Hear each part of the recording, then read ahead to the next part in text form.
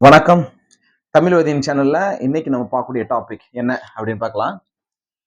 அதாவது நீட் 2026ல question number 12ல 15th கொஸ்டின், அதாவது பிசிக்கல் கெமிஸ்ட்ரி மட்டும் தான் நம்ம பார்த்துட்டு இருக்கோம். அதுல 50th 50 அதுல மேட்ச் ஒன்று கொடுத்துருப்பாங்க. Match the list 1 and 2. அதுல குவாண்டம் நம்பர்ஸ்க்கும் ஆர்பிட்டாலுக்கும் உள்ள ரிலேஷன் இங்க போட்டிருப்பாங்க. ரொம்ப சிம்பிளான கொஸ்டின். இப்போ அவங்க கொடுத்துருக்க இந்த குவாண்டம் நம்பர்ஸ் நம்ம எடுத்து என்ன செஞ்சலாம், நம்ம எழுதிக்கலாம். பொதுவாகவே என் அப்படிங்கிறது ஒரு ஆர்பிட்டால ரெப்ரசென்ட் பண்ணும்போது, ஒரு ஆர்பிட்டால் ரெப்ரசன்டேஷன் எப்படிப்பா இருக்கும் அப்படின்னா n இன்ட்டு எல் இல்லையா? இதான் ஒரு ஆர்பிட்டால ரெப்ரசென்ட் பண்ணக்கூடியது.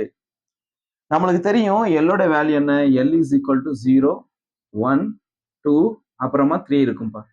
எல் இஸ் ஈக்குவல் டு 0னா என்ன ஆர்பிட்டால்? அது எஸ் ஆர்பிட்டால குறிக்கும். 1னா பி ஆர்பிட்டால், 2னா டி ஆர்பிட்டால், 3னா எஃப் ஆர்பிட்டால குறிக்கும். அவ்வளவுதான்.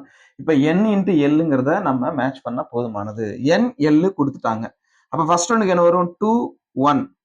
2 அப்படிங்கிறது n வேல்யூ. எல்லு 1. 1னாது பி ஆர்பிட்டால். அப்ப ஏ என்ன வந்துருது? ஏக்கு 2p. பி எதை இண்டிகேட் பண்ணுது? 4. 0னா எஸ். 4s ரைட்டா? சி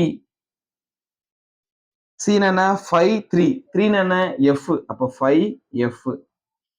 3, 2னா என்ன? டி. அப்ப 3d. ஓகேவா? இப்ப 2p அப்படிங்கிறது எங்க இருக்கு? செகண்ட் பொசிஷன்ல இருக்கு. 4s தேர்ட் பொசிஷன்ல இருக்கு. அடுத்து 5f ஃபோர்த் பொசிஷன்ல இருக்கு. அடுத்து 3d ஃபர்ஸ்ட் பொசிஷன்ல இருக்கு. அப்ப ஏக்கு 2, ஏக்கு 2, பிக்கு 3 அண்ட் சிக்கு 4, டிக்கு 1. So answer is first one. ரைட்டுங்களா? தேங்க்யூ.